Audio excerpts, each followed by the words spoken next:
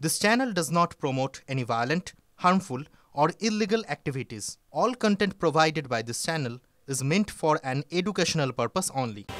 বিজেপিকে ভোট দিলে নাকি সরকারি প্রকল্প থেকে নাম কাটা যাবে। এবার এমনটাই হুঁশিয়ারি দিতে যা শোনা যাচ্ছে স্বরূপনগরের এক তৃণমূল নেতাকে। হুমকি দিয়ে তৃণমূল ভোটে যেতে তো বিজেপির অস্বস্তি এড়াতে ওই নেতাকে বহিষ্কৃত বলে দায় দিয়েছেন স্বরূপনগরের তৃণমূল বিধায়ক।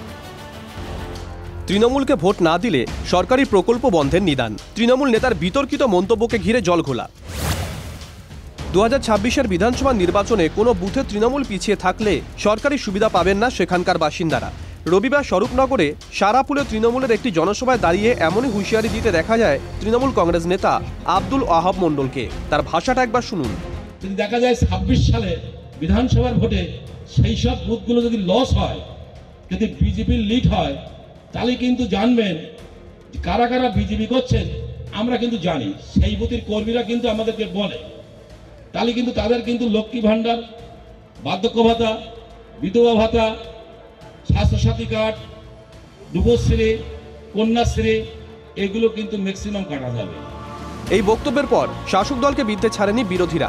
তাদের বক্তব্য, তৃণমূল ভয় দেখিয়ে ভোট আদায়ের চেষ্টা করছে বলে বিরোধীরা অভিযোগ করছে। অস্বস্তিতে পড়ে তৃণমূলের সাফাই, ওয়াহাবকে অনেক আগেই দল থেকে বহিষ্কার করা হয়েছে। সাসপেন্ড নেতা যদি এই ধরনের কথা বলে তাহলে সাধারণ মানুষ কখনো তার কথায় কর্ণপাত করবে না। মানবিক মুখ্যমন্ত্রী, তিনি দলমত নির্বিশেষে সবাইকেই তিনি সুযোগ করে দিচ্ছেন। প্রশ্ন উঠছে, বহিষ্কৃত নেতা তৃণমূলের কর্মী সভায় মঞ্চে উঠলেন কি করে? কারা তাকে মঞ্চে ডাকলেন? বিজেপির দাবি মুখ রক্ষা করতে মিথ্যা বলছেন বিধায়ক।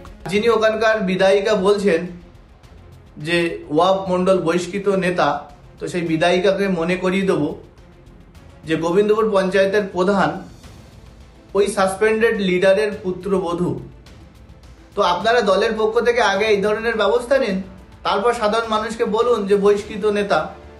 যারা প্রকাশ্যে দাঁড়িয়ে এই ধরনের বক্তব্য রাখছেন তারাই তৃণমূলকে জেতাতে সাহায্য করছে, আর এই ধরনের নেতারাই হলো তৃণমূলের সম্পদ। কখনো এরা বহিষ্কৃত হতে পারে না। ওয়াহাব প্রথম নয়, এর আগে তৃণমূলের অনেক ছোট বড় নেতার মুখেই এই ধরনের হুমকি হুঁশিয়ারি শোনা গেছে। 2021-এর বিধানসভা হোক বা হালের 6 আসনে উপনির্বাচন, রাজনৈতিক পণ্ডিতদের মতে সব ভোটেই তৃণমূলকে ডিভিডেন্ড দিয়ে গেছে লক্ষ্মীর ভাণ্ডার, কন্যাশ্রীর মতন সামাজিক প্রকল্প। ভোটে জিততে ভাতাই কি তাই হয়ে উঠেছে রাজনীতির হাতিয়ার? ওয়াহাবের মন্তব্য সেই প্রশ্নকেই নতুন করে সামনে এনে ফেলল। দীপঙ্কর দাসের রিপোর্ট, TV9 বাংলা। শিক্ষা দুর্নীতি মামলায় জামিন পেলেন অর্পিতা মুখোপাধ্যায়, জামিন পেলেন পার্থ চট্টোপাধ্যায় ঘনিষ্ঠ অর্পিতা।